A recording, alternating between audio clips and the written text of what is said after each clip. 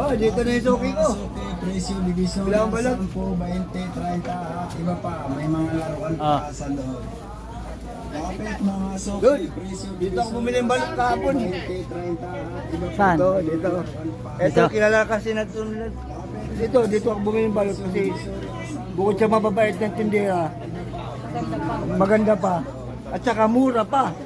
Kaya dito ako, kaya bumalik ako bibili ako ng balot Tsaka swerte, bus ka agad yung balot ko Totoo ba rin ate na mura yung balot mo?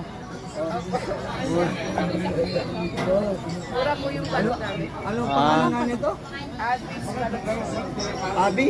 Oh, Abi Balot Store. Dito na kayo bumili. Oh, mura na. Sariwa pa.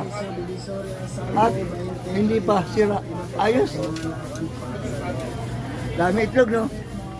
Saka Penoy. Inilawan kasi. Ay, oh, iniilawan pa nila kung baka nakakumot. Yung sira. Baka tinatanggalin na yung sira. Kaya sigurado, hindi ka maluloko, hindi ka gaya sa iba na kung binibigay kahit may mga crack, bibigay na.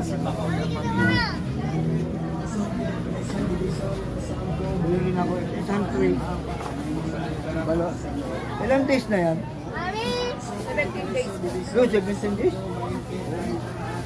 17 days? Ay, bakit maganda? Uy, maganda ba yung 17 days? Ano yun? Balik na puti ba yan? Kung parang balot. Pero yung 18 days talaga magandang balot. Kasi malambot na yung puti. Pero yung 17 days namin, parang balot na sa puti kahit 16 days. Kaya lang may singit pa. Kasi yung ibang 17 days, ano siya, yung iba na 16 days sa iba, ano, umahaba yung mga nakikita kasi nakahalo na siya. Nakahalo na Haluan nila sa bisita kayo. Hindi, nakahalo na yung sa 16 days namin, dito nakahalo na yung quality ng balot namin. Hindi katulad sa iba na mga bago, dito nakabalo sa iba. Nakahalong pa, sana. Pantry lang muna. Hindi ba nang ganda nito?